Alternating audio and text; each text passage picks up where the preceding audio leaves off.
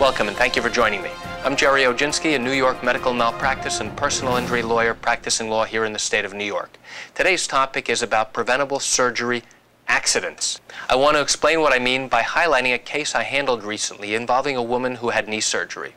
She wound up having a total knee replacement, and at the end of the surgery, the doctor put in a drain to allow fluids to drain out. He gave instructions to the nurses in the recovery room that that drain was to be attached to a suction device, so that if there was fluid in the knee, the suction device would then remove it from the drain. The patient was transferred from the operating room into the recovery room, and then while the patient was getting set up, the nurses followed the doctor's instructions. They were setting the patient up, taking the patient's vital signs, attaching the tubing for the suction device. Well, about half an hour into the patient's stay in the recovery room, she started to feel uncomfortable. She noticed that her knee, where she had the surgery, was blowing up like a balloon, but didn't really understand what was going on.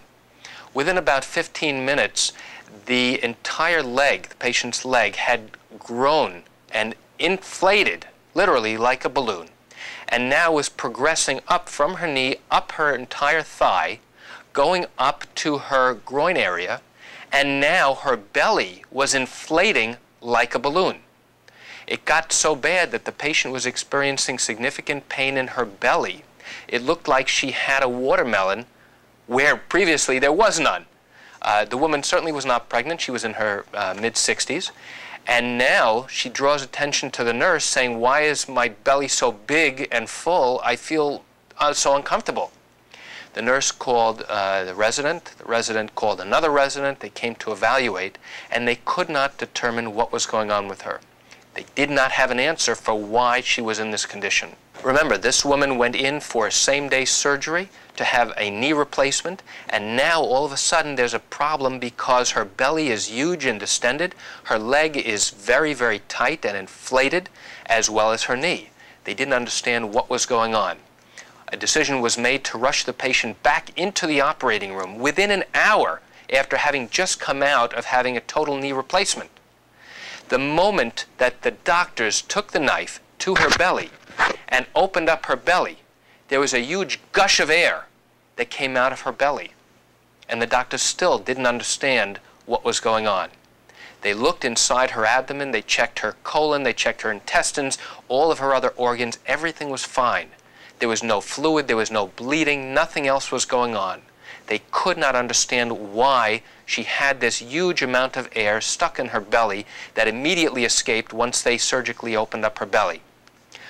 They then closed the patient up, and by the way, in order to make this incision, they had to go from below her breastbone all the way down to her groin, a huge incision, and now they brought her back to recovery. And now they're trying to be detectives and find out how this is possible. How could she get all this air into her belly that would have caused this particular condition? It turns out that the nurse who hooked up the tubing to the drain that was supposed to suction had that part correct, but the tubing that went from the drain was attached to the wrong place. Instead of plugging it into the wall outlet that says suction, this individual plugged it into the wall outlet that said oxygen. So this individual turned up the lever, and instead of sucking air out, was pumping air into the patient's knee, which is a closed space. That air now was getting into the skin. It was moving up the patient's thigh, up to her groin area, and what she experienced, in fact, was air going up into under the skin and below the muscle. So her body was literally inflating, and nobody understood why until they recognized that air was being pumped into her body. Unfortunately for this patient, she had to have emergency surgery following her knee replacement and had to have a huge incision made in her belly where they cut through the skin, they cut through the muscle, and the incision extends from below her breastbone all the way down to her groin.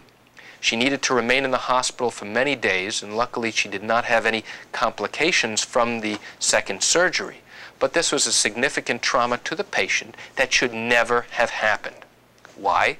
Because the nurse attaching the tubing should have recognized and plugged it into the correct outlet for suction. Had that occurred, this patient never would have had this problem and been rushed to the emergency room and needed this additional surgery. And that's it for today's topic on surgery errors and how they are often preventable. I'm Gerry Oginski. Thank you for joining me. Have a great day.